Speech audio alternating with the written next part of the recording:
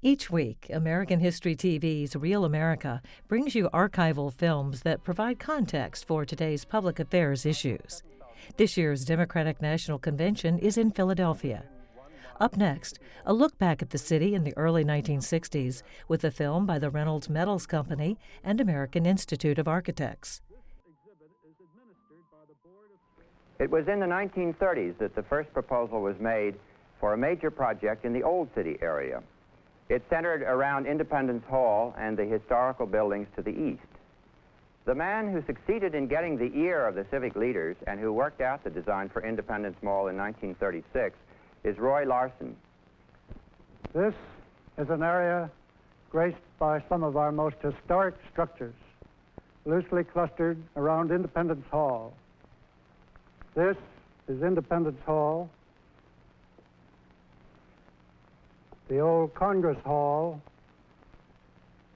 the old City Hall, and the home of the American Philosophical Society. To the east, the Second Bank of the United States, later to become the old Custom House, and Carpenter's Hall, the setting for the meeting of the First Continental Congress.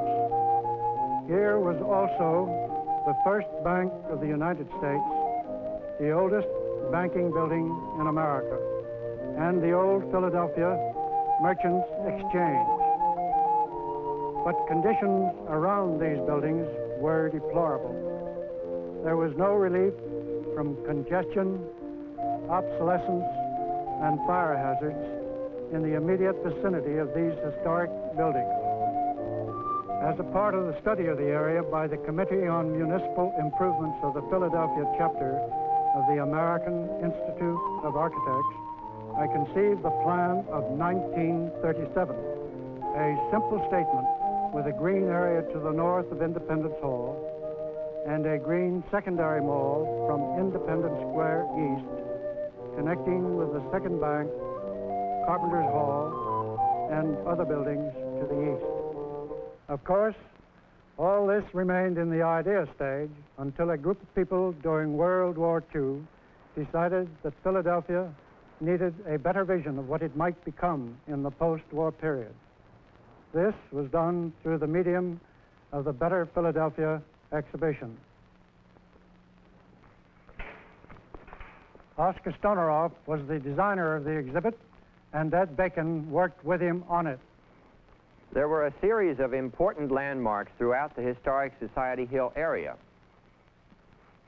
The Shep and Wister House on Locust Street, St. Mary's Church and Churchyard with the grave of Commodore Barry, who was the father of the United States Navy, the Powell House, a very beautiful 18th century house at this place, and to the south is St. Peter's Church, where George Washington worshiped, and to the west is the First Presbyterian Church on Pine Street.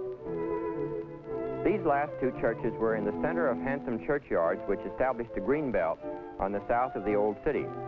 I suggested a series of interblock park and footpath extensions centering upon and connecting together these principal historic structures, and to establish an open greenway to connect with Roy Larson's extension at the Second Bank of the United States. The idea was adopted by the National Park Service and is now nearing completion. Roy Larson's design for Independence Mall provides a transition from automobile scale to pedestrian scale. I extended the plan for pedestrian movement throughout the old city by the meandering pattern of the greenway system. We must train men who can think in terms of broad design structure and who can deal with design problems at the level of government. Without a central design idea as an organizing force, the individual efforts under urban renewal will lead to chaos. With a central design idea, the creative energies of individual architects will be stimulated to new heights, and the result will be truly architecture.